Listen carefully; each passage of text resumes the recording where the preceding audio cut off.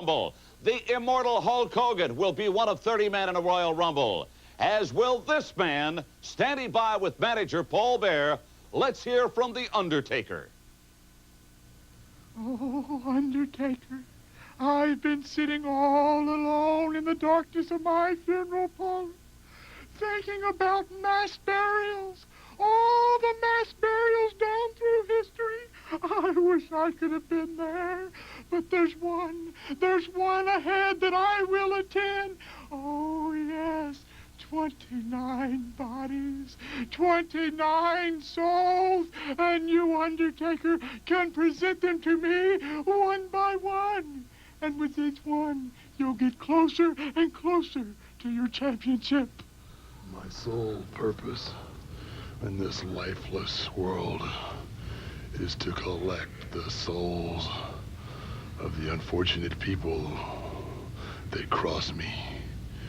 Coming soon, there will be 29 bodies at my feet, and I'll stand alone at the top.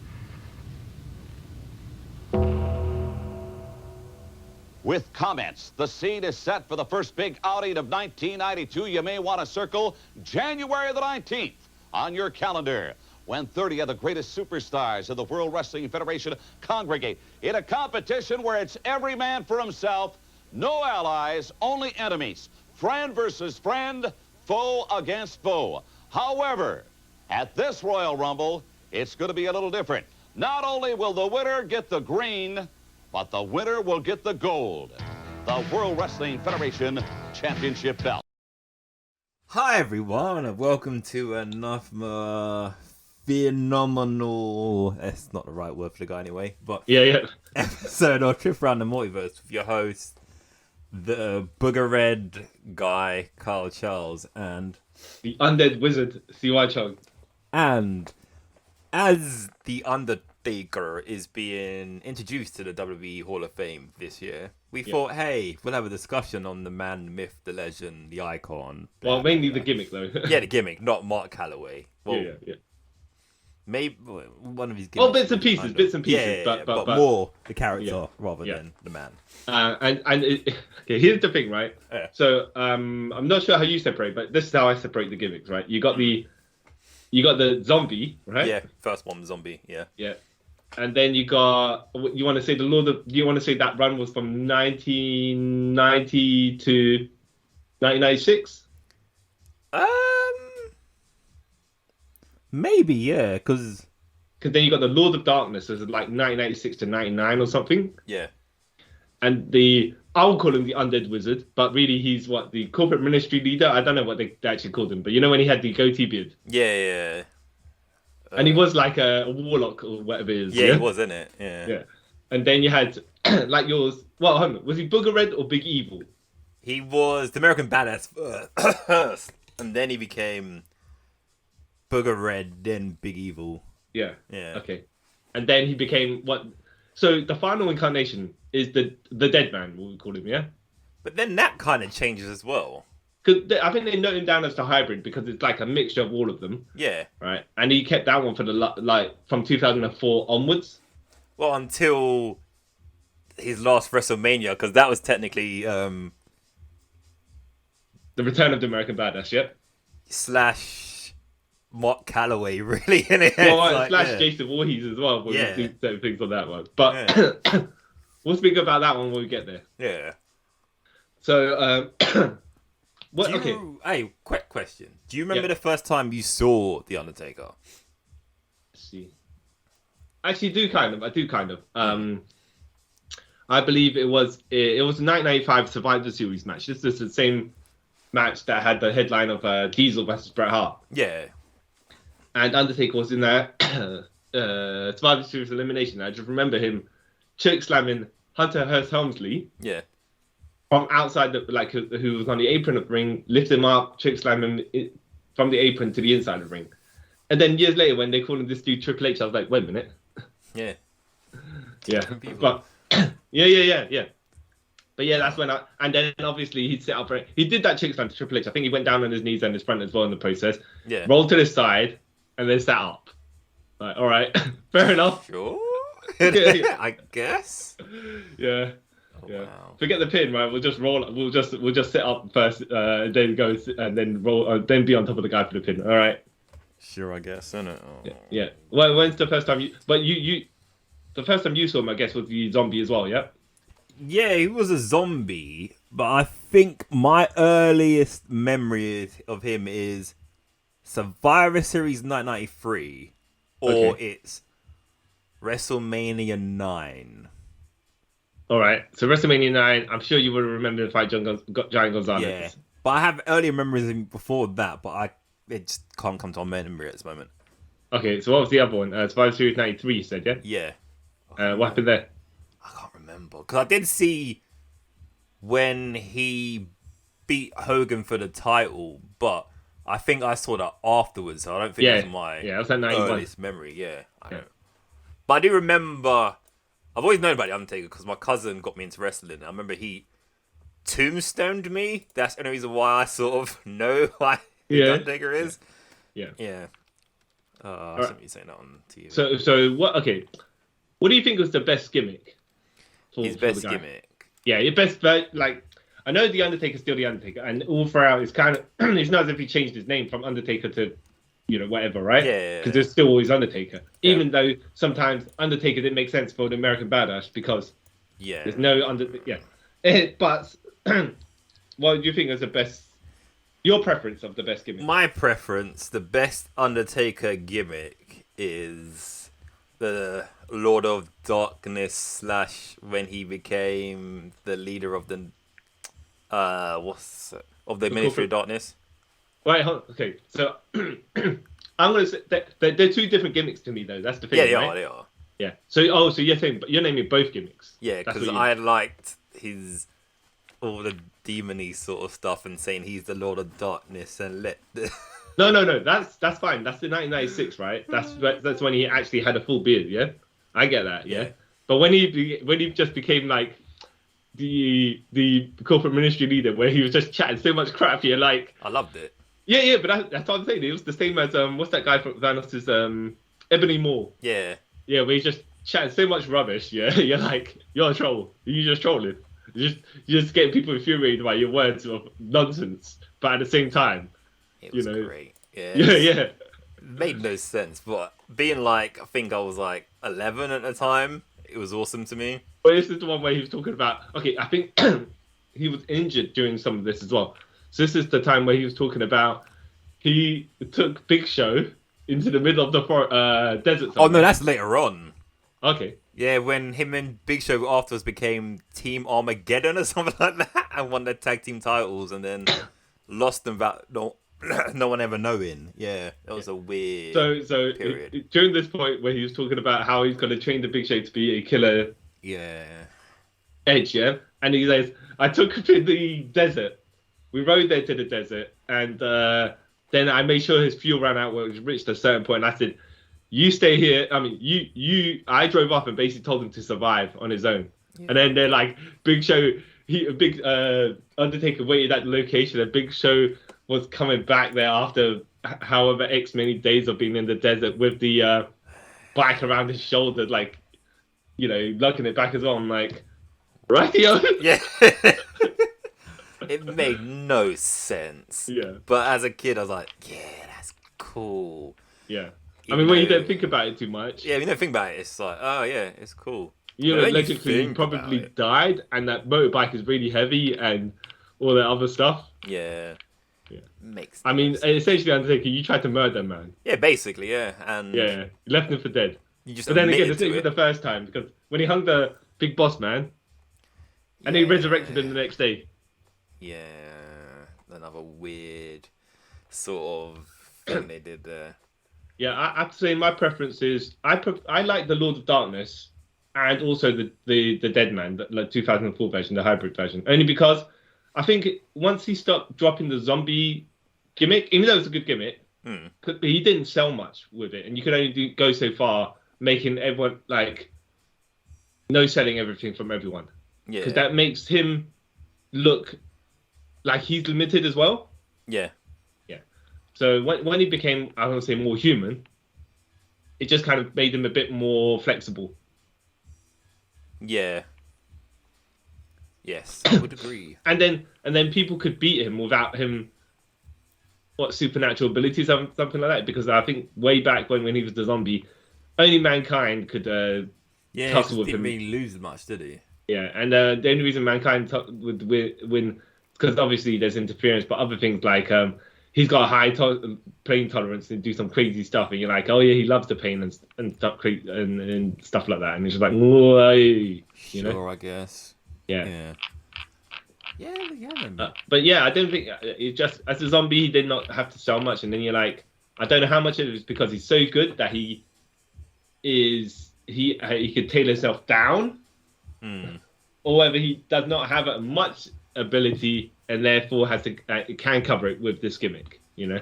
Yeah, like I kind of. I think it just got more. He got better once he started being less no selling.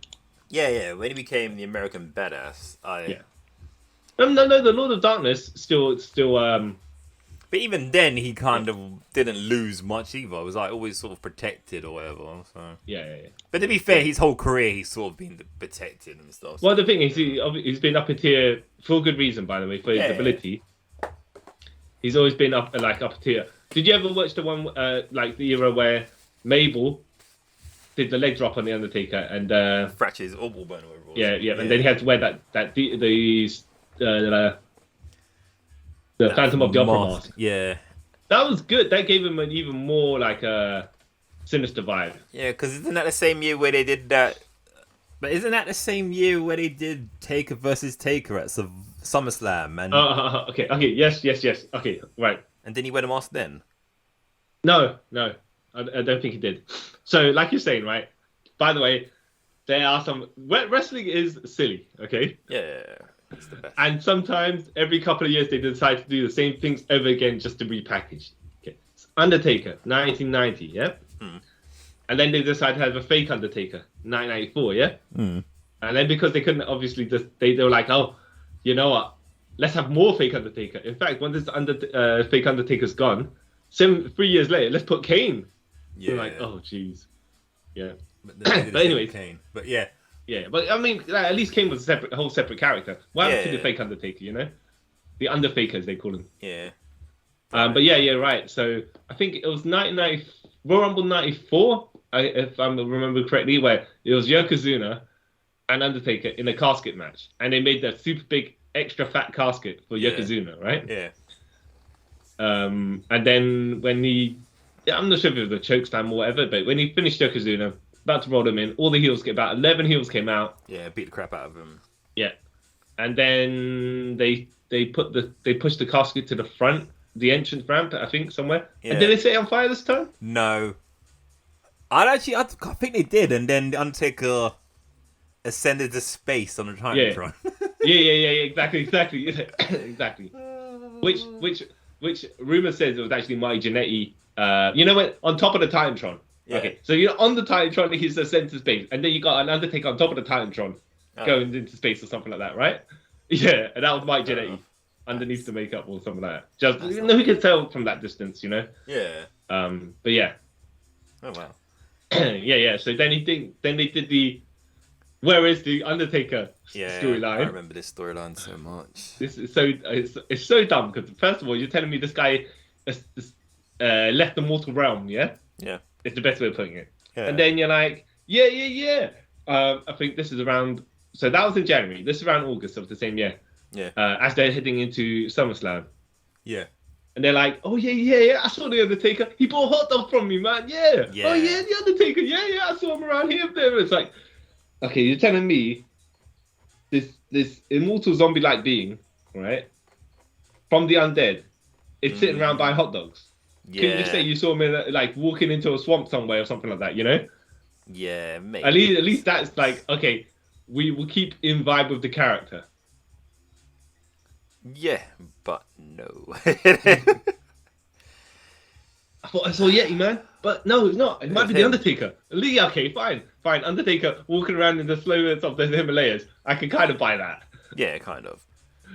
And then what was it like? Just random things like, he came and asked me for the time, but he didn't talk. Like that just contradicted what you said. Do you know why they did that? Okay, so the WCW had a similar storyline, I think, about where happened to Cactus Jack. And then WWF at the time decided to do a similar thing to that. It's you could do it with Cactus Jack because he's like a crazy style character, yeah? Yeah. He could go around buying hot dogs. He's a normal person. Undertaker's not supposedly a normal person. Like, from what I've gathered, he doesn't eat. So why is he gonna? Yeah. All he needs that urn with the power of whoever's dead inside it. Yeah. Yeah. Whatever that. Yeah. Yeah. I always found it funny though when they started adding backstory to the Undertaker, because literally all it was like Paul Bearer. Oh, first of all, let's finish the Undertaker versus Undertaker storyline. Yeah. Okay, so I believe the first time he came out was with Paul Bearer, yeah? No, Brother Love, somehow. Yeah. Brother Love, who's like an evangelist, promotional priest, whatever it is. Something weird, yeah. Preacher man. He somehow found the undead? Yeah. All right.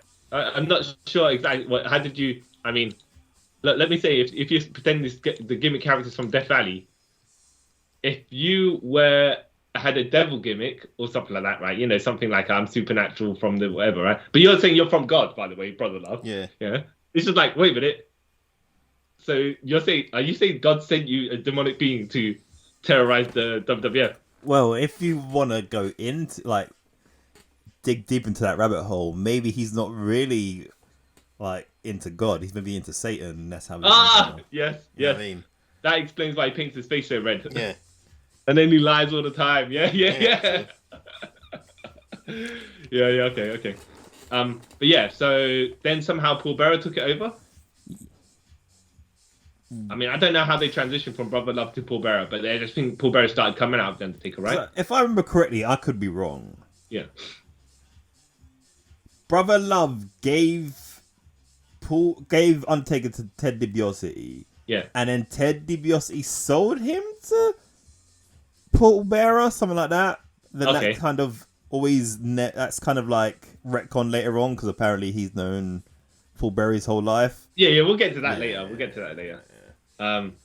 So then wasn't Undertaker, he was part of did Brother Love bring Undertaker in?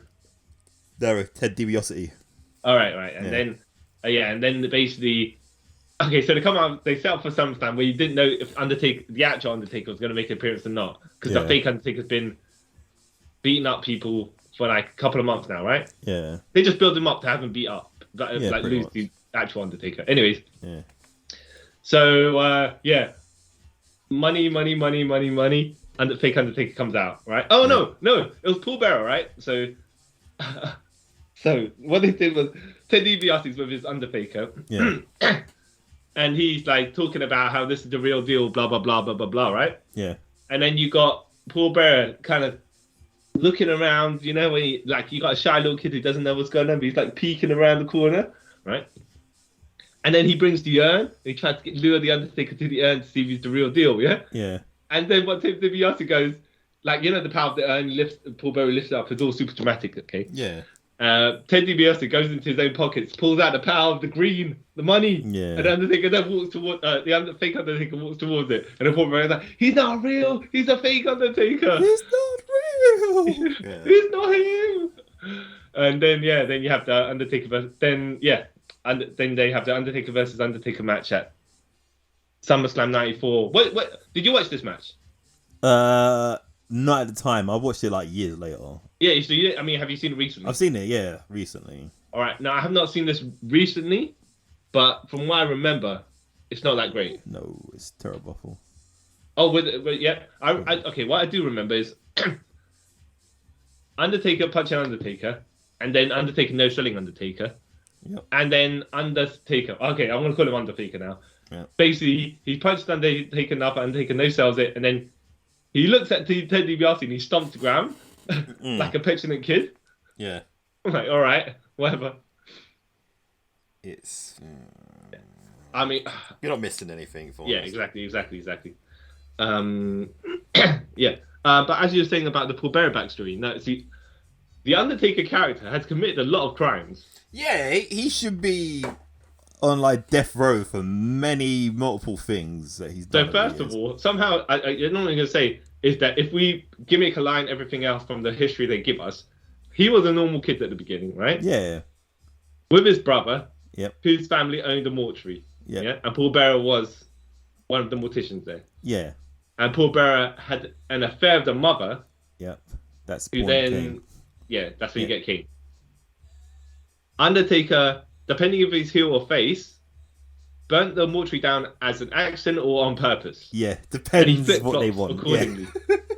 I murdered my parents because I had to sell my... Oh, okay, wait a minute. Yeah. All right. And then it's like, when he's faced, I did by accident, and I accidentally burnt Kane to death as well. Supposedly at the time before he killed Kane. Yeah. But, right. But then, at what point did you become the zombie version? Did you blank out after you burnt your parents, your entire family, whatever, right? Yeah. And then you just became unfeeling and disheartened, and then... Yeah. And then you became the zombie? I don't know. Yeah, because Zombie Taker is not really ever like addressed like his origin. It's just he just came out one day and he builds coffins. Yeah, exactly. Yeah, there's nothing really much about that. Yeah. Like, oh, okay. Yeah. I guess. Yeah. And I'm kind of like, they used to put the white face paint on him. No, so not white face paint, but they whitened his face. Yeah. And they gave him the thing around his eyes, the Batman rings. Yeah, like because he doesn't sleep or whatever it is. Yeah. And oh my god, if you ever watched the old promos, like Paul Bearer's just screeching. Yes. Yeah. And they were saying that Paul Bearer tried to do on purpose to break Undertaker, right? Yeah. To as the man behind the gimmick, just make him laugh, crack. Yeah. But there's a particularly hilarious one where Paul Bearer went super over the top that he started laughing himself and he turned around. Yeah. Like the camera zoomed in on Undertaker who says lines, but I was like, Paul Bearer, you're a joker. Yes. And I have to say credit to Mark Hathaway there for not just ignoring everything. Yeah, just no completely selling. no selling it all. Oh, do you remember when they were gonna? Do you remember when they were gonna? What's the thing where dissect the Stone Cold Steve Austin? Yeah. That was very strange. It's very strange. So you're kidnapping, you're in front of a camera. But see, here's the thing with the WWE cameras, right? Is it meant to be there or is it not meant to be there? Because you can hardly miss camera equipment. Yeah. But they don't address it. So then how's this camera there? It's one of those things again. When it suits the universe, you see it. When it doesn't, yeah. Because when they revealed Kane, I remember this was someone told me, all right, about it, and then I watched the clip later on. But how they unveiled Kane was existence of Kane was quite good because Jerry Lawler was talking to Paul Bearer after Undertaker and Paul Bearer had the split.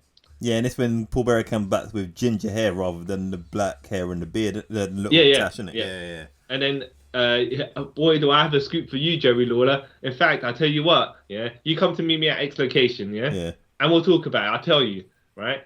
And then Jerry Lawler brought the cameraman. And Paul Bearer goes, no, I didn't tell you to bring a camera, and I just wanted to speak to you. Get the camera and to put the camera down.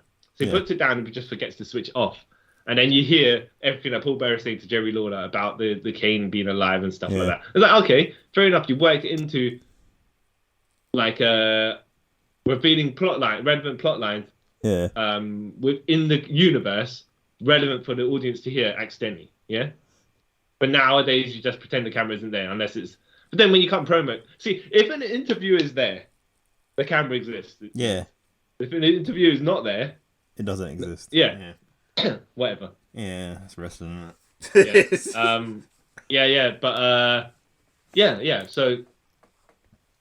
it's Kane's coming. Yeah. I remember when one of the guys at school told me about that, and he's like, Undertaker's got a brother. What? He's burnt in the fire and stuff like that. So even though we're going into Kane at the moment, right? We'll just swing back to Undertaker later. But it's like, so Kane's supposed to be burnt to death.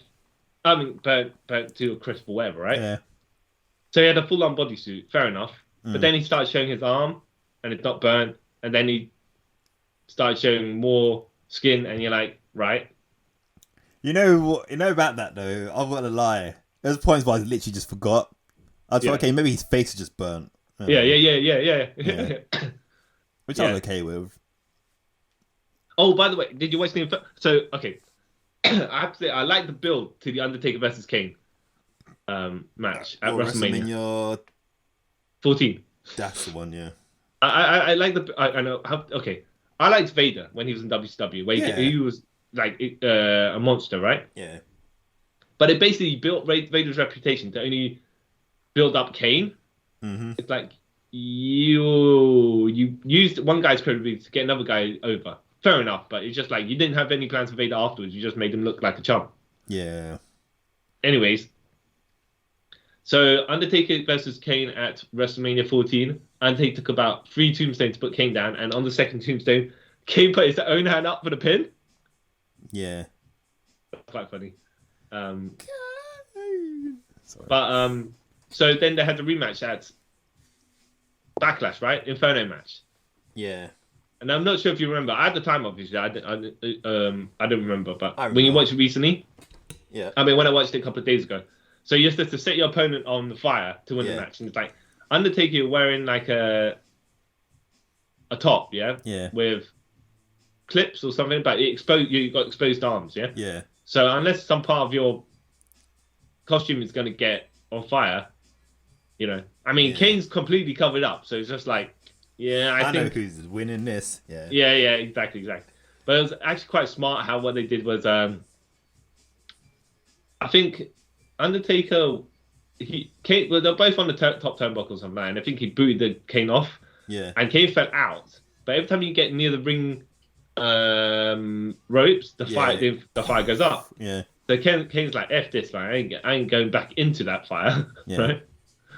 And so they had Vader come out and tussle with Kane until Kane got back towards the ring, and they had Undertaker dive over the ring. Yeah. Right. And then I think I don't even know what happened to Vader for the rest of the clip. What I do know is that Paul Bearer tried to hit Undertaker with the chair. Yeah. Undertaker just turned around and no-sold it, right? Grabbed the chair, and then he started smacking Kane, and Kane fell on the floor. Like, he hit Kane a good couple of times. And then when Kane fell half under the ring, that's when he was putting his fake arm on to get it set on fire, right? Mm. But he's just laying there on the floor, and I'm like, and then Undertaker's kicking him. I'm like, Undertaker, why don't you just give him a couple of chair shots while he's on the floor? And that way you can chase Paul Bearer and do whatever you need to do to come back. It just made a little bit more sense. So it's like, you got hit twice, I think, and then you went down for an extended amount of time. Yeah, fatigue, innit? Yeah, well, yeah. But it was quite funny because when you see Kane finally get set on fire, his arm is super bulky. Obviously because of the fire retardant and stuff like that. But, you know, when you watch it, like, his arm went super fat all of a sudden. Yeah. Yeah. But yeah, at the time it was cool. And then they talk about how Undertaker, this is the second time Undertaker set Kane on fire and stuff like that. Yeah, you're like, oh. And then through the rest of the year, Kane is never as as treated as well as he was when he first made his appearance. Because it took 3 tombstones to put Kane down for at WrestleMania, and then the rest of the time it just takes 1 tombstone. In fact, and that WrestleMania was in what, March, April? April, probably. And then in June it takes 1 Stone Cold Stunner to put Kane down for a 3 count. I'm like, what? So you're telling me, do these 2 characters like Havoc and Cyclops? Just if your genetics are same, you're immune to your other person's mutant abilities. Yes, it is. Yeah, exactly. Same thing I could think of. Yeah, I guess. Yeah. Like, because it was like didn't make any sense whatsoever. No. Like, yeah, but yeah. What do you think of? Okay, any notable storylines you want to point out? Because we're with Chris back and forth. But any things you remember particularly from Undertaker, the character? Like any notable feuds or championship matches? Because I got some and I'll get to them, but I'll let you go first. Yeah, I've got a few. Obviously, like I said, the whole Ministry of Darkness, the Brood and all that stuff. I love that whole thing. And you know what's kind of funny with that entire lot? What? So the Brood were vampires, quote unquote, right? Yeah. Viscera, Midian, and who else was there? Viscera, Minion, And the Acolytes, the right? Acolytes, yeah. Yeah, they were under the Undertaker's thrall, like he's their cult leader, okay? Yeah. And that's fair enough, right? Yeah. But when you had the corporate ministry, you're telling me Big Boss Man and Triple H somehow, what have they got to do with this supernatural geezer? No, they're part of the corporate part. It was part of the money part. I didn't really care about the sacrificing lambs and stuff like that. Oh, a sacrifice is definitely bad in Stone Cold Steve Austin. Yeah. That one. I'll tell you what's kind of funny. So, you know when they did the higher power storyline? Looking back at it now, I'm like, Vince makes the most sense, actually. Yeah, it does. Sorry? Yeah, it does make sense. Yeah, because the Undertaker character wouldn't be underneath any other person. Like, he's more of a lead. Yeah, that sort of. He's the guy on top, right? Yeah. And he could be the guy behind the guy. Yeah. But when you got the money man who owns the company, it makes sense for that guy to be commanding, I want to say the undead wizard or warlock or whatever he is. Whatever he is, cult leader, whatever. Yeah. Exactly. You wouldn't have any other character kind of do that because it wouldn't make sense. No. It's like, the whole thing apparently how it was meant to be Christopher Daniels, right? Yeah, and I read that it was also meant to be Cactus Jack as well at one point. Yeah. Mick Foley as whatever gimmick he was going to... Yeah. But it doesn't make sense, does it? Yeah. Christopher Daniels maybe if it was Fallen Angel gimmick, but I don't think he was that until Ring of Honor. That was 2002. Nah, he was Fallen Angel from before that. Because I'm right. watching him on, was it FWA around this time, and he was the Fallen Angel.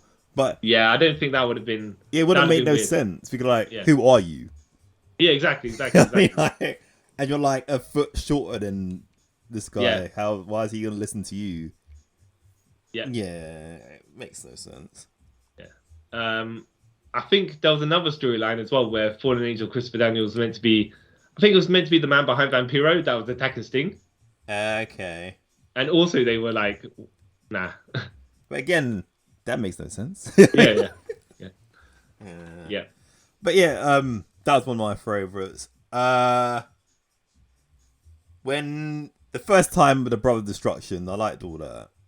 Are you talking about, this is one I'm thinking, this is one I was going to speak about, but are you talking about when it was no gold, no gold, no gold, no gold? No gold, no power, no gold, no power. That one.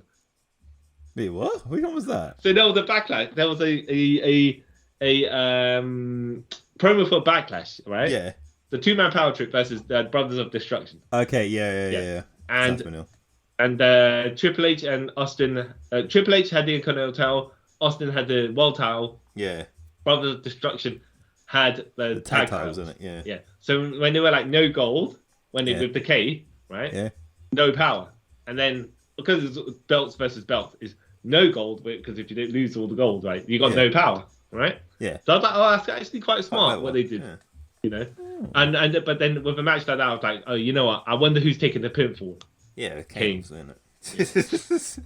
Without a doubt, Yeah. But I like the build to that as well because it got the 2 guys that were the 4 guys that were kind of the top. Yeah.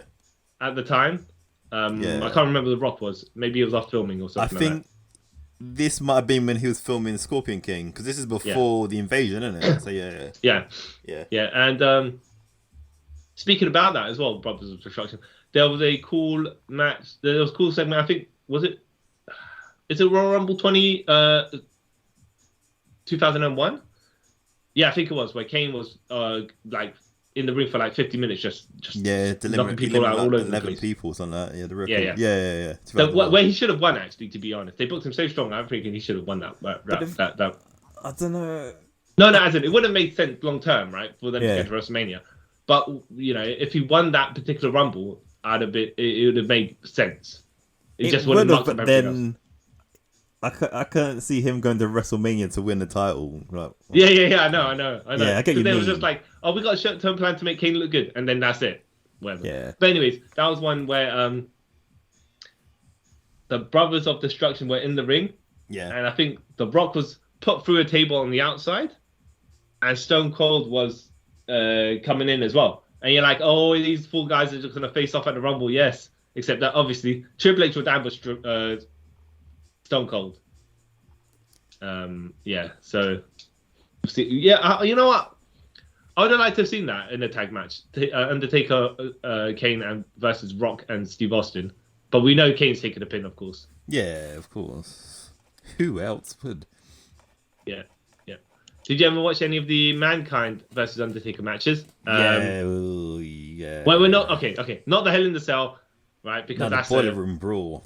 Yeah. To this day, that still gives me like.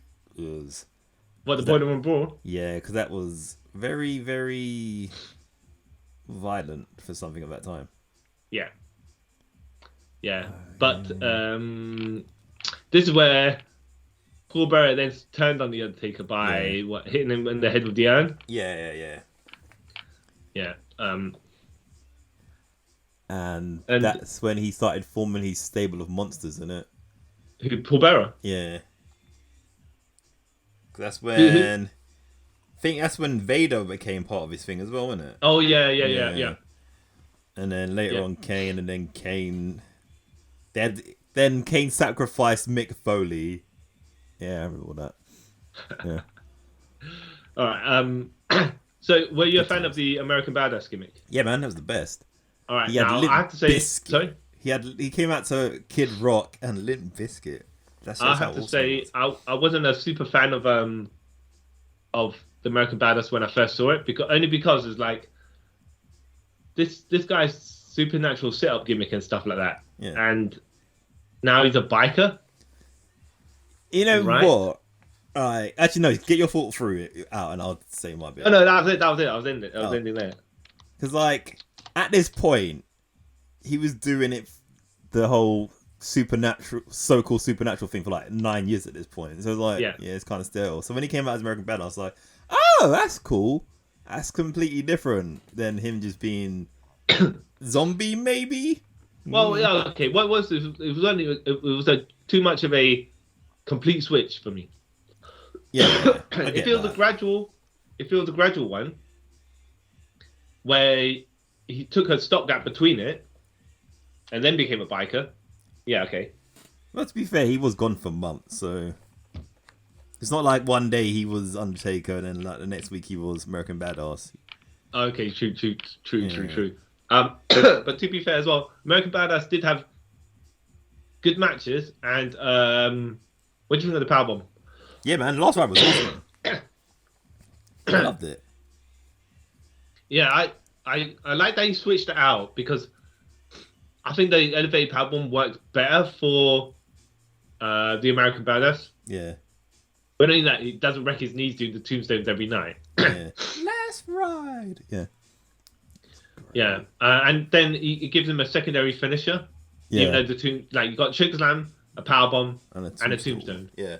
So we should bring out on rare occasions a tombstone. Yeah. Yeah. And the very silly one where he'd put them in a tombstone position, right? Mm.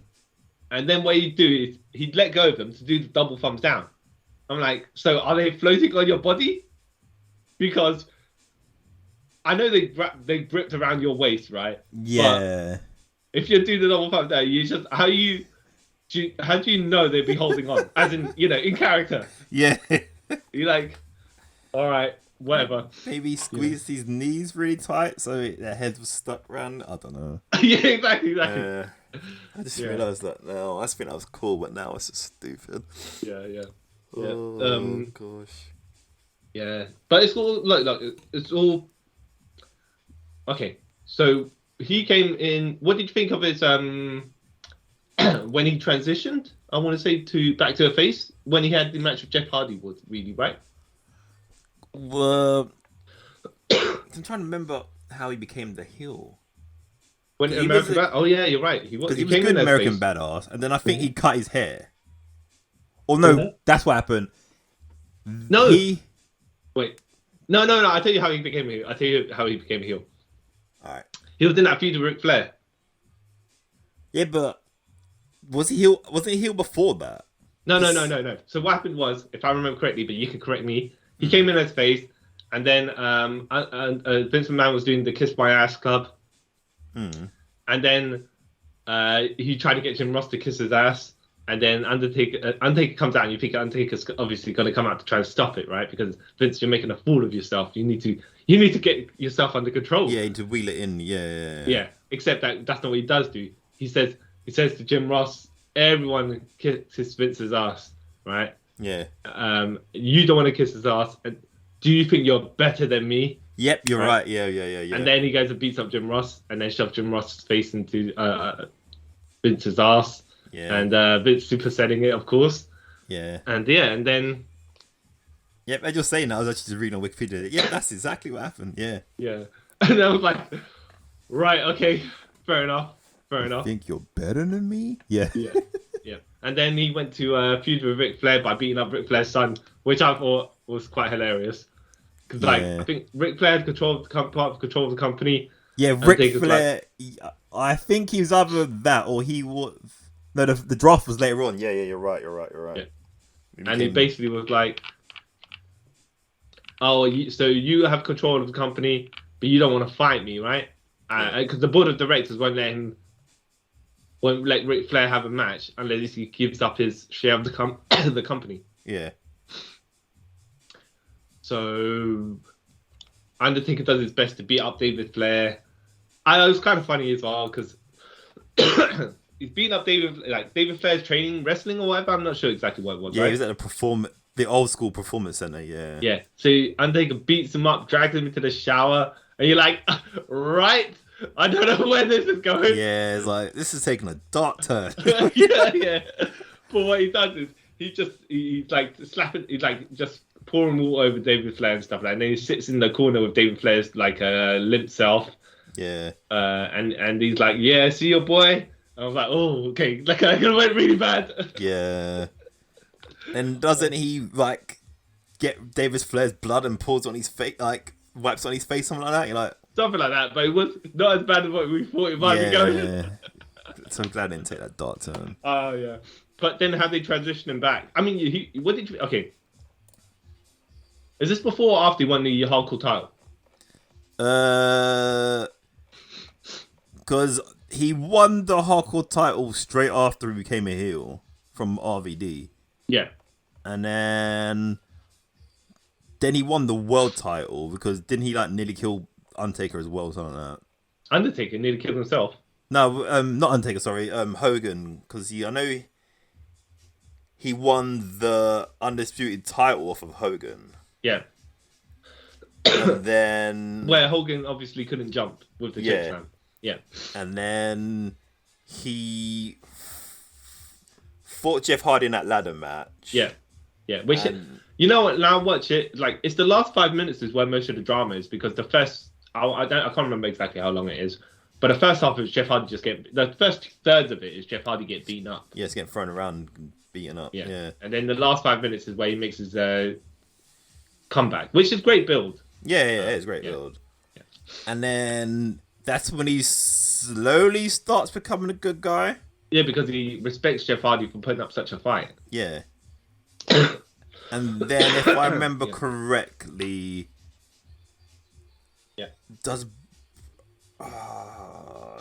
he becomes a good guy before he fights Brock. Yeah. But I can't remember how he gets to that point because I know Brock has a title. Yeah. And he's drafted, and then he says he's staying on SmackDown, so they have the WWE title on SmackDown, and I think Undertaker follows him there. Yeah, and I think after that he slowly becomes a good guy. Yeah. All I remember from that is Undertaker had his arm in a cast, and then Brock. So they had first of all, two things. They had the match. I can't remember what it was, pay-per-view. Yeah. But it was a bit silly because Brock's meant to be his monster heel, yeah? And how they end the match was basically Undertaker, they're flying to the ramp or the entrance area, and then Undertaker grabs Brock by the scruff of his neck and throws him human torpedo style through the the poster, whatever it is, where they have the paper. Yeah, whatever it is. And Brock just dives right through it. And I was like, right, So Brock Lesnar, super strong, super big, super massive man. Mm. Dives like he launched out of a cannon. Yeah, man. Right. Okay. Yeah. Yeah. Yeah, that was that Unforgiven. And then the next match. Son? Yeah, because I think that match, well, Wikipedia says it ends in a double disqualification, and then yeah. And then there was the next pay-per-view where Undertaker's got his hand in the casket, in a cast. Yeah, because he had a legit broke hand. Yeah. And Brock managed to defeat him clean, but clean enough for he's clean enough for a guy who's injured going into the match. I'll put it that way. Speaking of Undertaker's hand in the casket, though, you thought I did it wrong, but I didn't. I'm going to recover now, right? Yeah. Do you remember when he was heel, right, under Undertaker with Paul Bearer, and I think Jake the Snake was terrorizing Elizabeth, I think. Elizabeth, yeah. Yeah. And Undertaker's like, even though I had to show no emotion because he's Zombie Taker, he's like, Jake's like, yeah, I'll do whatever I do to terrorize whoever I want to terrorize. And I'm right, Undertaker. Right? And Undertaker's like, shakes his head and like, no. Yeah. We don't terrorize, in a sense, we don't terrorize helpless little women. Yeah. Right? And then Jake's like, obviously switching on him saying, what, blah, blah, blah, blah, blah. I think he goes, Undertaker, I've got a present for you, something like, look at this casket, the casket that you brought out here, whatever, right? Yeah. And put your hand right there. Put your hand right there while I open the casket and close the casket in your hand. Yeah. Right? And then I punch Paul Bearer in the face and he falls over. And then, so then he beats up Paul Bearer. He's kicking the Undertaker while Undertaker's hand's trapped. And then I think he shoves the casket over or something like that. And he's like, yeah, healing up. And then what happens is Undertaker gets up like a proper, like an orc, yeah? Yeah. Like a some sort of beast man, right? Because his all back's all bent and stuff like that, right? Yeah. And he's just dragging the casket with his one hand towards Jake the Snake. Okay. Like the one hand caught in the casket, and obviously wrestling walking towards Jake the Snake by dragging this massive thing, and Jake's like taking the pot shots and running off it as he can. Yeah. I'm like, yeah, all right, that's kind of funny, but yeah, that's weird. Yeah. Okay. Yeah. So I'm trying to think. What did you think of the? So, Undertaker has created very much a lot of special match types because of his gimmick. You got a casket match. Yeah. You got a buried alive match. Yeah. Would you even say the Hell in the Cell? Yeah, I'll say technically Hell in a Cell. Yeah. Yeah, because him and Shawn Michaels, but you wouldn't call it Hell in a Cell if it wasn't Undertaker related, right? Yeah, exactly. Yeah. Boiler Room Brawl, would you even say, or would you not say that? I would say that's more Mankind because he used to live in the boiler room and that stuff. It was part of his gimmick, isn't it? Yeah. Yeah. Fair enough. A boneyard match. Yeah. Oh, the boneyard match. Yeah. We'll get to that. Actually, you want to get to that now before? I was gonna say go back to when he became the Deadman again. Yeah. Okay. Yeah. So, hold on. First of all, to get to that, we have to speak about how he lost his first buried alive match as the under Zombie. Yeah. No, he won it. He won it, didn't he? Who was it against? Mankind. Yeah, he won that. Yeah. Yeah. And then obviously, the Executioner came out, helped Mankind up, and they beat up Undertaker, threw him in the thingamajig, the burial plot. Yeah. And then they buried him. And is this the one where lightning hit the thingamajig? Lightning hit the grave area, and then Undertaker's hand reaches out from underneath. Yep. Yeah. Okay. And then he disappeared for X amount of time and came back as the Lord of Darkness with his bat wings. Yeah. That was an elaborate entrance for a Survivor Series one. Yeah, man. He floated down from the rafters. Yeah. Right. And then when he touched the ground, the lights went off. Enough time for him to unlatch himself, right? Because next thing you see is just him. The wings are gone. Yeah. All right, fair enough. Yeah. And then so the second time, what was the one? The American Badass. How do you remember how that one happened? Yep, I remember. So basically, he was becoming a good guy again on SmackDown. Yeah. And Vince McMahon was bullying Stephanie, and of course, he decided that he's going to have a match with Stephanie at some pay-per-view. Yeah. Then Undertaker came out to save her. Yeah. So then Undertaker and Vince, I think, had a buried alive match, yeah. And Undertaker was about to win, and then Kane came out, and hit him with a shovel, and then buried him, and then started laughing. And then Kane's reason for doing it is because he said the Undertaker became weak. And he was offended to have him as her brother because he's weak. Okay, let's put it this way. Yes, it does make sense in some ways when you look at the peak of their power. Yeah. And then he's just a normal biker dude now. Other than that, it's like, because this is after Kane lost his mask and he went on his... Exactly, that's what I'm saying. It's super hypocritical as well. I mean, it's logical, but hypocritical at the same time, as all heels do. Yeah. But I can see where Kane's coming from, because at this point, Kane became unhinged and stronger than ever at this point. Yeah. And Undertaker was like, hey, I protect women's rights and stuff. So I can see Satan's favorite demon being upset about his brother being a wimp, I guess. His words, not mine. And then this set up for them wrestling at WrestleMania 20. Yeah. And it was funny because obviously when he was American Badass, he had short hair. Yeah. So he tried to grow his hair out by the time of WrestleMania. Yeah. But then it wasn't that long, so it looked weird.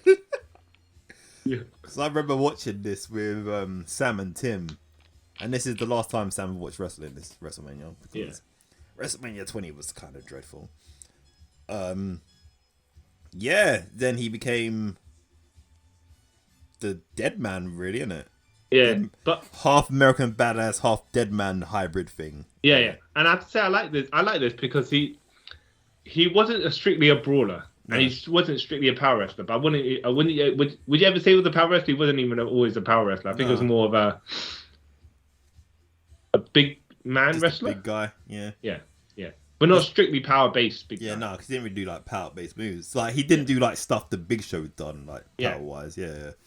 And I know they're calling him the great, the best pure striker or whatever. Like, but I will say, he was adding submissions to his repertoire and stuff like that now. So it's kind of like, fair enough. And I would say this is where he did the most ever, ring wise. Yeah. Like he was. I don't know. He just seems like a better wrestler at this point to me, personally. Yeah. Because he was like mixing it up, like you're saying. He was doing the submissions, the strikes, the power. Yeah, he was all around. It was all around wrestler at this point. Yeah. Exactly. And he works bits and pieces of his gimmicks in there as well. Yeah. Punch, no sell, or like always intimidating the referees and stuff like that. Yeah. I think if I remember correctly, though it might have been the other way around. I think when he tombstone Kane at one of the WrestleManias. Yeah. Or a chokeslam or something. He did something to Kane, right? Yeah. Knocked him down, and when he got a 2 count or something like that, the referee's counted 2, but Undertaker stands up and looks at the referee, and the referee, because he had to the referee obviously had to turn around to tell the timekeeper, don't ring the bell. Yeah. Then he turned back to the match, looked at Undertaker, and he just fell on his own ass, scrambling backwards like he was in a horror film. Yeah. I was like, oh yeah, okay, fair enough. The Deadman. Yeah. So I like that how they always sell fear mostly. Yeah. Of the Undertaker, like normal petty humans, Yeah. Puny humans. Yeah. But so you know how? Okay, his nicknames, right? Yeah. Did they use the Grim Reaper? The Reaper of Wayward Souls, eh? Yeah. That's one of his weird nicknames. Yeah. The Demon of Death Valley, supposedly where he comes from, where he doesn't come from, right? He comes from Texas. yeah. The man from the dark side, the Prince of Darkness, the Lord of Darkness, and stuff like that, right? Yeah. The Phenom. But yeah. It's just when he's American Badass, all this stuff got kind of dropped. Yeah, which made sense. They still call him the Phenom. I remember that, but everything else was a bit just forgot about, which makes sense. Yeah, because it wouldn't have suited the persona. But would you say? Okay, here's the thing, right? I can understand American Badass and maybe the hybrid, right, where you don't use your supernatural powers in the ring. Yeah. But if you got supernatural powers, first of all, wouldn't it be a disqualification because you're not right? Mm-hmm. So if you're having a fight in a arena that has rules, you break those rules. And I know wrestling rules are flexible, right? Yeah. But no wrestling rule anywhere says you can cast lightning on a guy. No. You know? Well, after the match, you can, I guess. Yeah. But that's the thing, isn't it? If you're a supernatural demon whose rules are only by yourself, when you just do anything you want. Yeah, I guess. And what matter does the World Championship to you? Mm. You know. Yeah, exactly. What does this do for you? Yeah. That's a lot of these. That's like some of these wrestling characters make no sense. Like, all right, I'm the Lord of Darkness. Was like, so this metal and leather piece of contraption means the world to me, rather than me just taking over the world, sort of thing. You know what I mean? Like, why? Yeah, exactly that. I will say this though. He transitioned from the cartoony era of wrestling to the more, I don't want to say the reality based, but more. Yeah, you could say reality-ish based. Yeah. Of wrestling very well, actually. For something that was back in the days, when you look at the 80s gimmicks, jeez. Yeah, bloody hell. Yeah. Mm-hmm. Oh, gosh. Yeah. So, I mean, good stuff. But do you want to speak about the Undead American? What was this final gimmick? What would you say the final, when it was in the Boneyard match? The last cowboy gimmick, I guess? The last Outlaw, was it? Yeah. No, that was when he was having that match with Triple H, right? Yeah. That was one of my favourite matches as well. What, the Boneyard match? No. His second match for Triple H at WrestleMania? Or his third match. I mean, his third match, realistically. Okay, so let me elaborate on something for you, right? As towards that match as well, because the match previously they had on at WrestleMania 27, right? Yeah. Triple H came out swinging for that entire match. Yeah.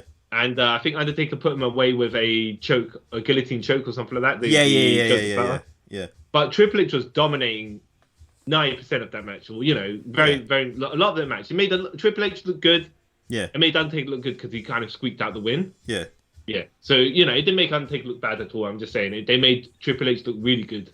Yeah. Because they knew what they were going for next. Yeah.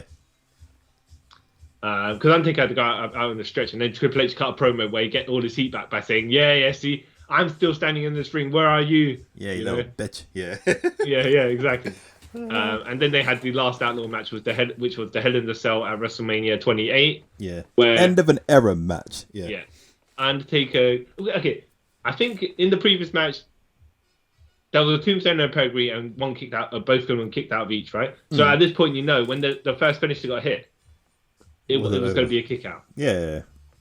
But when so Triple H started dominating that match a bit more with was it a sledgehammer or something? I can't remember, right? And then Shawn Michaels, being the ref, was going to stop the match. Undertaker says no. Shawn's like, Undertaker, come on. He crouches down. He's like, do you give up? Do you give up? And Undertaker grabs his arm, gives him a go-go platter. Or what do they call it? Hell's Gate, right? Hell's Gate, yeah. I think Mick Foley one time called it, when it was on commentary, the Devil's Triangle, which is also a good name for it. But yeah, so chokes out Shawn Michaels, so he can't ring the bell to referee stoppage. Yeah. Then it comes to that later on where I think Shawn Michaels super kicked Undertaker. I can't remember. Undertaker tried to get Triple H in the tombstone. Triple H slipped out the back, pushed Undertaker towards the turnbuckle where Shawn Michaels was recovering. Shawn Michaels gave him a super kick, and then Triple H gave him the pedigree. Yeah. And then Undertaker kicked out. I was like, oof, that was a close one. Yeah. And then Shawn Michaels super selling that he nearly destroyed the streak himself. Yeah, he's like, oh crap. But I like that because he was like, oh, my slip of emotions nearly stopped this match. Crap. Yeah, it was more like my ego. Yeah. Because I got hurt, I nearly destroyed this guy's career. Yeah. I mean, the streak just because of my own self. Yeah. I mean, it could go multiple ways, but it's just like being the Shawn Michaels HBK character. Yeah. I was like, that's cool. Yeah. Those little things is why I would say it's like one of the one of my favorite wrestling matches of all time. Yeah, I will also say is like when Triple H finally tried to finish Undertaker with a sledgehammer. I can't remember what it was exactly, but Undertaker basically stepped on the sledgehammer and he got his chair and he was like, "This is it. Yeah, you're going down. You're done. You finished. It's over." All right. Match. What did you think of the? Okay, we'll get to the final match. I know we keep on putting it off, but first of all, what would you say about the two matches that Undertaker? Okay, what's your favorite Undertaker match at WrestleMania? Besides the one we just spoke about, I got two. Yeah. The last one was Shawn Michaels, where he retired as Shawn Michaels. All right, WrestleMania 26. Yep. Yeah, and his one with Chick Magnet Punk. I like that one as well. CM Punk. The what? CM Punk. Oh, CM Punk. Right. Okay. Yeah. Yeah. Yeah. That was... but you're a fan of later Undertaker streak matches and not earlier ones. Yeah, because I don't care what no one says. They didn't clock about the streak until like his 11th win. Yeah. I was like, oh, let's actually make these better than just random bullcrap. I like the WrestleMania 14 match against Kane, but for the build mainly, the match itself was all right. It was all right. Yeah. I think the build makes it better. Yeah, it does. Because if you look at the match in the vacuum, it's like it's a decent big man match. Yeah. And if they weren't working as Gimmick as brothers, like more of the drama leading into it, it's kind of like it loses a bit more of his luster. Yeah, if it was just him having a feud with someone not related to him, it would have been kind of boring. Yeah. And what the mirror match and all that stuff. Yeah. Later street matches though, were better. Yeah. I think it's more when he's Hybrid Taker, 2000 and like WrestleMania 20. Yeah. Because he'd give his opponents a bit more. Yeah. And he seemed more mortal as well. Yeah, of course. He lost his supernatural powers. I think that's because obviously when he teamed up with Paul Bearer and then decided, I want to bury Paul Bearer in concrete. Oh yeah, we forgot about this. And he was still a face at this point. Yeah. And even when he killed him, he was still a face. Yeah. And then I think later on, Paul Bearer made an appearance out of nowhere. Yeah. Years later. Yeah. Right. I didn't really die. Yeah. What was another one I did like, but I hated. As soon as it happened, I knew that when Undertaker won the Royal Rumble, I think it was 2008. Yeah. No, 2007. Two of them, right? Yeah. So when he fought Batista at WrestleMania, I was like, "Oh, Batista's losing." Yeah, and he did. And then, isn't there a WrestleMania where he fights Edge? WrestleMania 27? No, that's under. Sorry. No. 23. Oh, I can't remember now. Or I could be making this up. No, he did. He did have a match with Edge at WrestleMania, innit? Yeah. For the world title. Yeah. I have to say, by the way, I think 2005.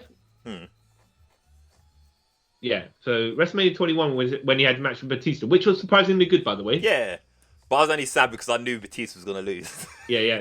Well, that's the thing. I mean, there was less tension there, but at the same time, I expect that match to be not as good as it was. So I think it kind of surprised me. And they had really good ring chemistry for some reason. Yeah.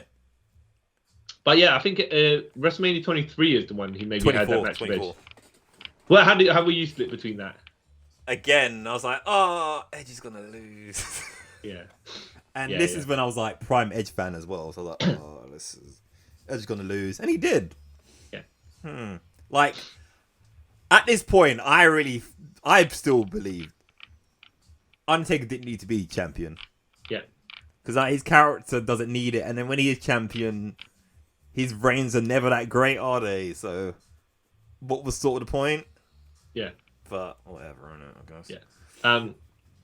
Okay, what do you think of the two matches that Undertaker lost at? Yeah, I was literally about to bring that up. Yeah. Yeah.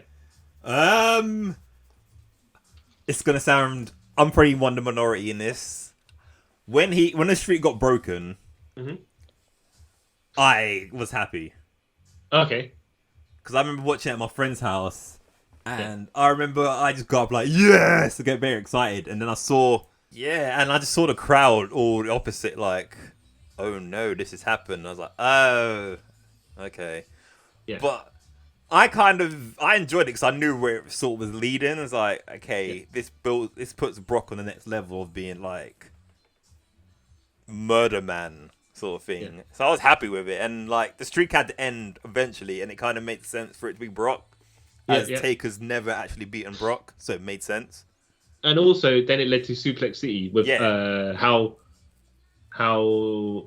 Brock defeated Cena in that extended squash, which made sense. Yeah. But you would have thought, here's the thing: if it was Daniel Bryan, had he held the championship for that point, people can be it can happen to Cena, and people are like, okay, fine, right? Yeah. Because Cena don't take losses like that. Yeah. Usually. Yeah, exactly. But if it happened to Daniel Bryan, people have been like, oh, they're just trying to bury him again and again. They keep on trying it. Mm-hmm. That's why I was glad that it was Cena. Because if Bryan was champion, that would have happened to him, obviously. And like you said, people are like, oh, they're burying him because blah, blah, blah, blah, blah, blah. Yeah. Because they don't like it that he somehow managed to get himself over. Yeah. But despite all their shenanigans. Yeah. But I also, this led to a series of matches with Brock that were... What happened? I can't remember what happened, but I think Brock had a match with someone. I can't remember who it was. And then Undertaker appeared at the end of it. Seth Rollins. Yeah, and he kicked Brock in the nuts, right? Yeah, that's where Dick Kick City came from. Yeah. Yeah. Because they had the rematch at SummerSlam. Yeah. Where Undertaker tapped, but made sure the referee didn't see it. Yeah. But the timekeeper did, and so when Brock let go of the hold. And then referee's like, no, it didn't happen. And then Undertaker locks him in the go-go platter. Yeah. And Brock goes unconscious. Yeah. It made sense because it kind of protected both of them. And it was like a wily shenanigans. It's like, if I can't beat you this way, I have to beat you that way. Yeah. Right? Yeah. Kicking the nuts was forced as well in the process. Yeah. But I did like the final match. It was a Hell in a Cell match as well, right? Where they were just kicking... I don't want to say they were just standing there kicking each other nuts because that's not what happened. But basically, that's what it was. But I do remember at the end there where he pulled the ring mat off and he was going to tombstone Brock on the wooden planks. Yeah. Which, I mean, when you and I have been in wrestling, I'm not sure how much... The mat is not that much of a protection. No. You know? So, yeah. But no, it was cool. Like, then he got definitively beat by Brock as well after a low blow, which was like, came back to haunt him because he did it so much. Yeah. What did you actually think of the Brock match, though? The actual quality of the match? It was good. I liked it. Because I haven't watched all of it because I know he got concussed during the middle of it and he's like a bit... I don't like seeing people actually injured. Yeah, dude. When I first watched it, I didn't notice it. But then when you watch it again, knowing that he gets concussed, and I think you kind of see when it happens. Yeah. It's not cool. Yeah. And it's one thing if the match was then Suplex City, because then Brock could have carried it, right? Yeah. German, all you need is German suplex, obviously as safe as possible, but you can just leave the guy lying there trying to get his bearings. Yeah. Whereas they still had the rest of the match choreographed, and you're like, yeah. So I didn't watch that. That's the same reason I don't watch that Hell in the Cell with Mankind. I don't want to. Yeah, that stuff I can't. In my slightly advanced age, watching things like that, I can't. Yeah. Yeah. Okay. And what about the match at WrestleMania 32? Is it? 3. The one, 33, where Roman Reigns beat him. Again, I'm gonna say this, and people's gonna hate me for it. I liked it. Okay. Because wait, did you like the drama of it, the match itself, or the presentation of the match, or what? I liked everything about it. Okay. Because it was the young dog putting the old dog out. You know what I mean? Like, taking him outside and shooting him. Yeah. And it makes sense. Yeah. And then I like the whole he beating him and then Roman leaving and then Undertaker taking off his hat and gloves and all that stuff. And then descending down to hell. I'll say this. Okay. Now, I watched the match. That was all right. That's why, in my opinion. But the best thing happened afterwards, after the match, where the next day on Raw, Roman came out and he just gets showered. Yeah, he got booed like 10 minutes straight in it, and then he smirked. And he was just every time he tried to lift the mic to say something, boo, boo, boo, and he couldn't. All he said was 4 words. This is my yard. Yeah. He milked that as well. He milked that. You could tell. You could tell that was his whole point to go out there and do that. Yeah, and I was like, okay. Yeah. You everyone hates you. I mean, in your face, right? Yeah. Everyone hates you, but now you've done it more. You're just like spitting at everyone. is going, I'm all better than you, and I know why you hate me, but you still gotta love me because I'm Roman Reigns. In fact, you gotta respect me because I can steal your girlfriend right now and bang her in front of your face. And you can't do But you're lucky that I don't. That's the heat that he got there. Yeah. You are lucky I decided not to humiliate you.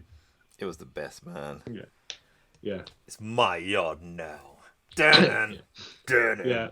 dun. But I look, that final match, it was like, that match there. That should have been his final match. Well, yeah, but it was also, dude was trying. Yeah. But his body was giving up before his mind was. Yeah. Because when they tried to do that spot with the flip tombstone. Yeah. And they couldn't, and they tried multiple times, it's like, Yeah. But now we get to the final match that we about. We forgot about his, was it like 30-second squash match against Cena? Yeah. All right. Yeah. Anything you have to say about that? Because probably we might speak about more of the match longer than the actual match itself. The build for it was good. Yeah. All right. And the whole Cena sitting in the crowd waiting, and then he gets a message saying, "Oh yeah," Undertaker said yes. So he runs off and gets changed and has the match. No. He gets a message saying he's here. He's here, right? And then he runs off because he thinks Undertaker's here, but it's Elias is here. Oh yeah. Elias is here to sing a song. Yeah. Then it's not FU. AA's Elias, the Undertaker comes out, and then they have that match what lost like 30 seconds. Cena. Yeah. Undertaker's best hits. Yeah, basically. Cena just sold, got a good payday out of it. Yeah. Yeah. Fair enough. Yeah. Good on Cena. Yeah. Well, yeah, at this point, he could take a surprise loss in a short amount of time. It doesn't matter to him. Because he's pretty much part-time as well at this point anyway. So Yeah. So the WrestleMania 35, was it? No, 30. No, I don't think it was that 36. 36 with the. Oh yeah. Sorry, yeah. 36. Yeah. So this is what they call it. Right, they call him the unholy trinity identity, which is the combination of the Deadman, American Badass, and actually himself. Yeah. Right? Mark Calloway. Yeah. First of all, I'm kind of a fan of some cinematic matches, and not of others. Yeah, I know what you mean. Because they sometimes use it to cut like as though they're cutting a movie. Yeah. But sometimes they cut it well. Yep. Yeah. So I felt when I first watched it, I was like, I did like though when Undertaker when there was a casket coming in and you're thinking that it's Undertaker's music playing, yeah, and then it hits a dong dong dong dong. He don't want none. They don't want none. You know what? None. My boy. I was like, and then then AJ Styles just sit up from the casket and start laughing. I was like, oh, you're a troll, but that's great. And then he just spent the entire match battering AJ Styles. I was like, Styles, no, man. No, don't get us beaten, right? And it's not even that he got beaten so much. He's like, he got beaten so bad that his cohorts had to come in and they got beaten. And then those Druids that AJ Styles brought in specifically bring the casket in also got a beating. Oh, yeah. I was like, oh, jeez. But I would have liked it, by the way. I would have preferred it. I mean, look, when I watched this second time, it was kind of more entertaining. But I would have preferred this match if, for example, it was done in horror film style, where you had all the AJ Styles getting his beatings, and then Gallows Anderson comes in, and then all the Druids coming around. I don't know. You have something that they make Undertaker disappear somewhere, right? Yeah. Maybe they run into a house and close the door, some whatever, right? They just need to get Undertaker out of your vision, right? Yeah.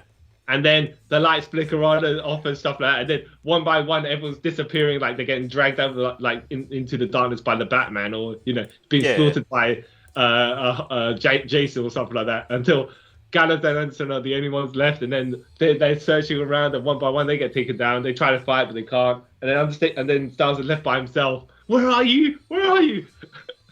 Yeah, and then Undertaker's behind him. See, I reckon if you didn't have the Firefly Funhouse, I reckon that would happen.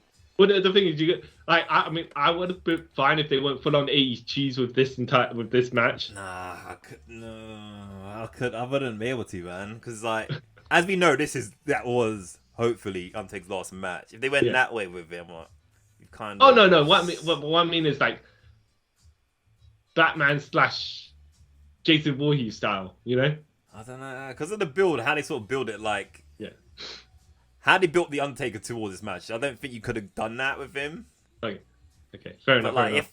if he was classics, well, like sort of the older Undertaker beforehand, then I reckon you could have done it. But because they've sort of made him into wherever he is now, I don't think it would have worked as well. Fair enough. But it's a good idea. You're saying. I mean, and AJ Styles got buried, and he's like, "Please don't bury me, man. Please don't bury me." And then he's like, he lifts up AJ Styles and says, "You put up a good fight. You put up a good fight." And I was like, "No, AJ Styles, you got beaten up for like 80% of this match. How can this guy be saying you put up a good fight?" And the only times you had an advantage was when everyone else was helping you. Yeah, well, it doesn't hurt AJ. Almost. No, I'm just saying it's kind of funny. But I did like as well where the best bit of this entire match is where Undertaker, they went to bury him. Yeah. AJ Styles pulled the top off the tractor, whatever it is, laughing as he's on it. The lights go out. The lights go out somehow. I don't know exactly what it is, right? And Undertaker appears behind AJ Styles. Yeah. It's like, so you teleported from there to there. I'm going to bury you. Yeah. Not only that, it's just like, how can you use supernatural? How come you use these supernatural powers in this match in particular, right? But you never use supernatural powers in any other match. Is it because there's no DQ in the Boneyard match? All right. Maybe. Yeah. It's not. And then okay, so AJ Styles gets buried 6 foot under, except that somehow his hand is popping out. Yeah. All right. Are you telling me he's buried standing up? Maybe. Yeah. I don't know. But no, I'm just making fun of it. But it's actually... I'm thinking that even then he's not 6 foot anyway, so it wouldn't be able to. No. But actually, if he puts his hand up, right? Yeah. Then he will go over 6 foot because he's 5 foot. Good point. But then shouldn't it be like his elbow then? Exactly. Exactly. Funny enough, though, I would say actually he's worth another watch. I might even watch it afterwards. Just for the jokes. But, man, it was like. Yeah. It's fun. Good. It's fun. It's not super cheesy fun, but it's kind of actually actual fun. Yeah, and like to be fair, that was kind of a good way for Undertaker to go out, rather than if it was a real wrestling match, and being sort of the shape he's in now. Yeah, I don't think it would have ended well. Do you reckon you wouldn't have the same like lasting memory of it? You know what I mean? Do you reckon he could have had another good couple of years of his career just doing boneyard matches? For WrestleMania, cinematic matches. Yeah, I don't see why not. I mean, like could have had another two. What we are WrestleMania 37, 38 this year. This year. Yeah. Yeah, I think he could have got to WrestleMania 40 with these. Yeah, he could have. Yeah, and WrestleMania 40 be his final boneyard match. Yeah. It's like some of those older wrestlers, even like with Sting as well. Sort of like these cinematic matches kind of work for them. Yeah. But then other people, they get kind of monotonous. You know what I mean? Yeah. Well, or they don't make sense, really. Yeah. Because you want to have a like Bray Wyatt character, yeah. Yeah. Right? With the Wyatt family, yeah. Yeah. But you couldn't exactly have a cinematic match with like Dolph Ziggler and random jabroni number 5, right? Yeah. Like a prime example of that is the Johnny Gargano and Ciampa one final beat. Yeah. It was like, I get we're going with this, but because you two are well capable wrestlers and stuff, you don't need to do all this stuff. It kind of weakens the match. Yeah. Would you have preferred actually the Boneyard match name to be called the Rest in Peace match because literally you have to bury someone? Would that have made more sense? I don't know, I think if I didn't see the Boneyard, like after I saw the Boneyard match, the name kind of made more sense to me. I was like, oh, okay. I get it, I guess. Yeah. Rest in I don't know, like Rest in Peace match, because Undertaker didn't die, obviously, and AJ fair enough. got buried. I'd be like, oh, does that mean AJ's dead then for good? Yeah. I'll tell you another thing as well. So they had so AJ came back somehow magically, right? Yeah. After being buried, who knows exactly what it was, right? Yeah. But there was that Money in the Bank ladder match later on in the year. Yeah. And he was on the roof. And then people were just joking about, oh, he should get thrown off the roof, yeah? Yeah. And then on the next SmackDown or Raw, whatever show, just appears there, right? Yeah. With no explanation whatsoever as well. And it'd be like his gimmick, just, you know, survive near-death situations with no explanation whatsoever. Like, the Giant. Yeah. Got thrown from building, came back half an hour later. Nothing was wrong with him. Oh, gosh. Yeah. Anything else you want to speak about? I know we kind of floated off into other actual things of the matches of the Undertaker and stuff like that, but really, I wouldn't say his WrestleMania streak is part of the gimmick because it is. I think people like once they lock down. Oh, actually, his gimmick is the streak has been X amount of matches. Yeah. At a certain point, they're like, so we can have our world title, and then we can have our Undertaker streak match contender. Yeah, which was technically like the second main event when you think about it. Well, depending on where the two world titles were, it would be the third. Really? Yeah, but not really. Oh, okay, second to third main event, right? Like during the time when you had the World Heavyweight title and the WWE title, yeah, the streak kind of came above that. Even though I like the World Heavyweight title and all the people, but I guess it more depends on who was feuding at what, right? Yeah, at the time. Yeah. So it kind of was like I was saying before, when he fought Edge and Batista for it at WrestleMania, was like you didn't really need to do that because And it was kind of funny though. I know that I think after he retired Shawn Michaels, then that was at WrestleMania 26. Yeah, he only had matches once a year, maybe twice a year if he was going to go to Saudi Arabia, right, to get a massive payday. But generally speaking, I think he only had matches at WrestleMania. Yeah. Which good on him for extending his career. I mean, like, of course. And good of him for enough respect that they were giving to him that they knew it was a draw. Yeah. Enough as the character and as the man, as the spectacle. WrestleMania gimmick. Yeah. Okay. We'll I mean, surely he's got to be busted right now. Like, hurting so much right now. Yeah. So I don't. 1 year to recuperate from the nagging injuries they must have had accumulate from a 20-year plus career. Yeah. 30 at this point, I think, isn't it? Sorry? I think it's 30 at this point. Oh yeah. Yeah, I meant from the point where he started. Yeah. Doing 1 year matches. Yeah. bloody hell, yeah. Yeah. So, that's He's been a part of my life for I respect the man.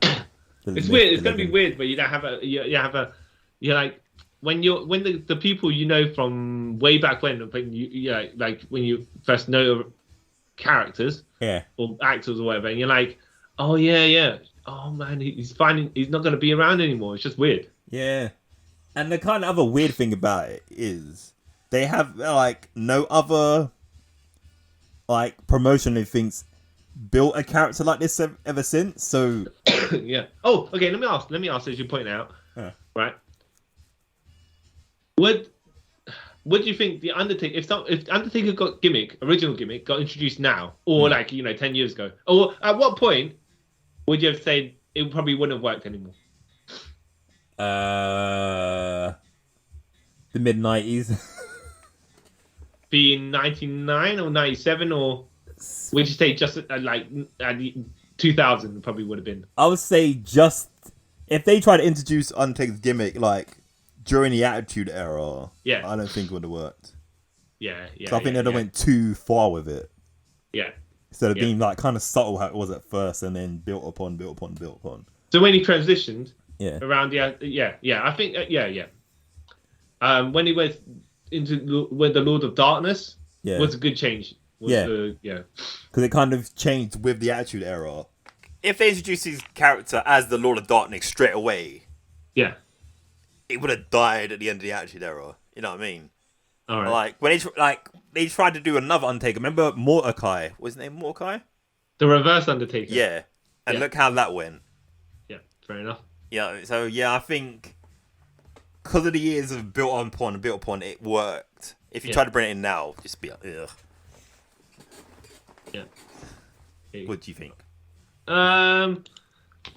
Yeah. I mean, like, I think from beyond the zombie gimmick, I think it could have fit. It could have fit any era, right? Yeah. I'm not sure about the American Badass because that's kind of era specific. You know, you couldn't go into the 80s with American. No, you probably could actually. I don't know because 80s are too. No, happy-go-lucky. it could have been a tweak because remember all those 80 films like Mad Max or something like that. Yeah, but those sort of gimmicks, I don't think he characters would have survived because like you look at it now. Like okay, you're saying it needs to be the whole package, yeah? Yeah. Yeah, okay, fair enough. Makes sense. Because like the Road Warriors, they worked, but as a tag team. Yeah. You know what I mean? If it was just one of them being the way they were, that wouldn't have worked. Mm-mm. Or it would have been like a low ceiling of where they can go with it. Yeah. And I think that would have happened if Undertaker was the American quote-unquote badass back in the 80s. Okay, fair enough. He wouldn't have been called Undertaker because that would have made no sense. No. Yeah. It would have been like Jimmy Bike Guy or something like that. Yeah. Something so blatantly obvious. Yeah. Jimmy the biker dude. Yeah, basically, yeah. And he's going to be like, he loves bikes. Yeah. All right, cool. Anything else you want particular of note, or do you want to? I remember this isn't wrestling related or anything, but I used to get in trouble in school because I used to draw the Undertaker's TX symbol in my books. Right. Yeah, and I remember one teacher thought I was a Satanist because of that. So yeah, okay, that was fun. Okay. Now here's the thing, right? What's the T and the X got to do with any Satanism whatsoever? I don't know. It was like it's a cross with a T for it, some stupid thing like that. I was like, okay. I guess. And that offends you because I don't know. Remember, our school was meant to be a Christian school, so you know. Yeah. But it's just one of those things where you don't know what this guy's doing. Yeah. You could ask him, and then if he says I was a Satanist simple, right? Yeah. Then you can get angry. Yeah. But then you obviously say, imagine the conversation. Carl, what are you drawing? I'm drawing the Undertaker symbol. The Undertaker? What? He's like, is that a cult? Yeah, exactly. Yeah. Mama Charles, yeah? You know your son? He's been drawing this symbol to do with some guy who buries people? Who's risen from the undead. I think your son's got... He's got issues that you need to deal with, you know. Yeah, exactly. Just imagine you trying to explain to your teacher, no, see, he's not a Satanist, right? He's an undead zombie wizard, right? Who gets his powers from an urn. Yeah. And he'd be like, shut up, Carl. Just get away from me. And then I think it didn't help either because I think I was like writing the Brood and stuff on my books and stuff. Oh my goodness. Yeah, so it probably didn't help the situation at this point either. No, you see, but they're vampires, but they're not vampires. They suck blood, right? But they don't suck blood. They cover people in blood, and then they kidnap them to... Because they can't go out in the sunlight without sunglasses, you see. And they beat up random people in the subway because that's his entrance video. Yeah. Trying to explain wrestling to people who don't know about wrestling is just... Yeah. I mean, it's just... But yeah. Undertaker's awesome. Yeah. I mean, as the character and as the gimmick, it done well to transition like a 20 plus, 30 plus year career. Yeah. And get too sick of you. Like, you know when you got The Rock and you got Stone Cold, and they're more flash in the pan ones. Yeah. Short careers. And I know Stone Cold was standing Steve Austin, but one point is, as Stone Cold was Steve Austin, he was there for a short amount of time, yeah? Yeah. And The Rock as well, like a 5-year career on the top. Yeah. And it was good, because otherwise you'd be like Hogan, and you just on the top. Outlive your welcome sort of thing, innit? Yeah. I mean, Undertaker was on the top for a while, but he always adjusted himself. Yeah. These circumstances. He's kind of like Chris Jericho. They sort of adapt to what's going on at the time. That's why their careers can go as long as it can. Yeah. Like you're saying, Austin's probably one of the most famous wrestlers of all time. Yeah. But say he didn't retire in 2003? Yeah. Where would his character have gone? Yeah. Yeah. Same with The Rock. Rock's, again, probably one of the most famous wrestlers ever as well. But if he didn't leave again in 2003 as well. Where would these characters have gone? Yeah. Okay. So that's us signing off, right? Yeah. Hope you, after talking about this awesome man, hope you all enjoyed us talk about the Undertaker. Yeah. Reminisced about the man. Well, the matches and the gimmicks. Yeah. Yeah. And pretty sure most people know who the Undertaker is anyway. So yeah. But it's gonna be weird when you talk about wrestling in 10 years' time, and some people are like, "Who's the Undertaker? What's what do you mean?" Yeah, that's true. When the thingamajig shifts, what do you call it? The audience. Yeah. Well, they got the WWE Network, I guess. They'll probably find out. Yeah. I mean, it would be one of those people where if someone like some kid is like said to me, "Oh, what do you recommend to watch? What character, like wrestling wise?" I'd be like, you should maybe check out the Undertaker because you can see the transition. I mean, I don't know how much matches you want to sit around and watch with the Undertaker. It's got a lot of matches, but it's an interesting character to show you how things change and how to adapt yourself to the environment. Yeah, exactly. And then how your streak at WrestleMania is becoming more prominent than some more titles. Yeah, matches. Yeah. Yeah, definitely. Yeah. So this is us signing off, I guess. I have been the triple threat hybrid, Kyle Charles. And I am the Oh no, I should have said I'm old man Mark. Oh, okay. Here's the thing, right? Just as you're speaking that, and I'm gonna. They were saying people were saying, they could have just done a whole bunch of matches like the Boneyard match or whatever, as Old Man Taker, where he's got the grey hair. Yeah. And he's on his not his final legs, but like Logan, Old Man Logan, where he's just like him. I want to say in the Boneyard or wherever it is, right? But basically, just waiting for contenders, not to put him out of his misery or something, but just like to pass the torch. If I'm here to not get defeated, but you test your might against me. Yeah. Even though I'm coming to the end of my tenure capabilities. Yeah. exactly. It would have been. It could have been good. It could have been good. It could have been good, man. I'm the man who got buried multiple times and resurrected myself with supernatural abilities that I do not use within the squared circle for some reason. And you also went to space for some weird reason as well. yeah. I thought space. I decided to come back because I don't know. I couldn't. There's no undead people in space. Maybe. Maybe magic doesn't work in space. Oh no, maybe Paul Bearer pulled me back with the urn from space to back to Earth. Yeah, we'll say that. yeah. Yes. So let us know what your favorite Undertaker moments were or are. What did you think about the streak being ended by Brock Lesnar? And don't forget to like this podcast, leave a little review. Don't forget to sub to our YouTube channel, and if you want to message us, you can do it through Instagram, not Facebook, we don't do Facebook, Instagram, Twitter, and by email, and all that should be in the description. And once again, I'd like to thank you all for resting in peace with us and taking a lovely trip around the multiverse with us. All right, bye. Bye. AJ Styles. Or should I say, Alan Jones? I mean, since we're being real now. For such a small man, you got a really big mouth.